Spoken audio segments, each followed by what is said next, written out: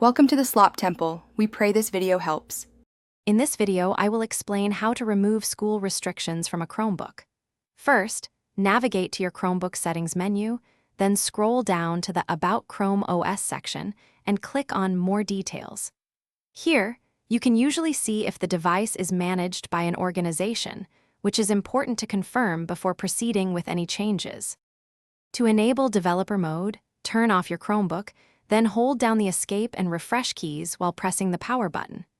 Release the Power button, but keep holding Escape and Refresh until a warning screen appears.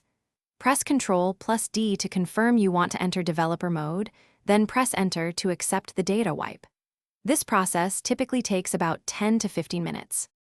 After entering developer mode and allowing the system to power wash, you might need to reinstall a fresh copy of Chrome OS. Insert your prepared USB recovery drive into the Chromebook. Follow the on-screen prompts, which will guide you through the reinstallation process. This can take about 20 to 30 minutes, depending on your internet speed, ensuring a clean operating system is installed without previous restrictions.